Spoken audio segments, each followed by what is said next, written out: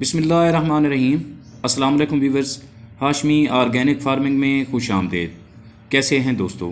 Viewers, आज की video दौरे जदीद में भी खोती पर स्कूल जाने वाले बच्चों की है जो तालीम की खातिर या तो पैदल मीलों सफ़र तय करते हैं या फिर उनकी सवारी खोती होती है।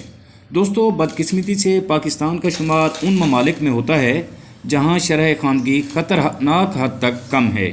शरह ख़वानगी के इस कदर कम होने की बुनियादी वजह हमारा नाक़िस तालीमी निज़ाम है।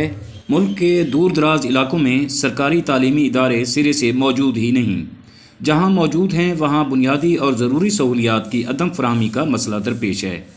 दौरे जदीद में पाकिस्तान में ऐसे गाँव और ऐसे इलाके मौजूद हैं जहाँ ना तो सड़कें हैं और ना ही पानी।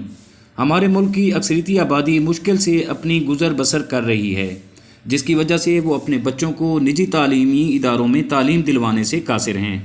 और जो गरीब अपने बच्चों को तालीम दिलवाना चाहते हैं तो उनके पास सड़कें, स्कूल, अस्पताल नहीं हैं। इन दूर दराज इलाके के बच्चे सड़कें और सवारियां ना होने के सबब आज भी खोती पर स्कूल जाने पर मजबूर हैं, जबकि बड़े बड़े शहरों में बड़े बड़े अमीर लोगों के बच्चों को हुकूमत की तरफ से इलेक्ट्रिक बाइक्स दी जा रही हैं।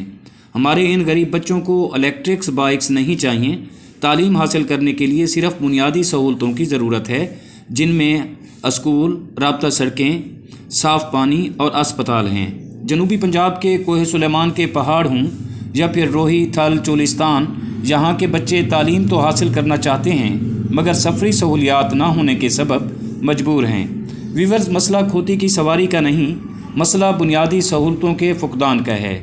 मैं एक ऐसे MNA को भी जानता हूँ जो खोती पर सफ़र करके मदरसे तालीम हासिल करने जाता था और फिर उसी मदरसे में तालीम देने के लिए भी खोती पर सवार होकर आता था।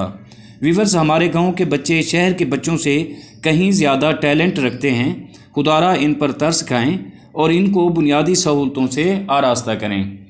दोस्तों, उम्मीद करता हूं कि आपको मेरी ये छोटी सी काविश पसंद आई होगी। अगर वीडियो अच्छी लगे तो वीडियो को लाइक और शेयर ज़रूर करें।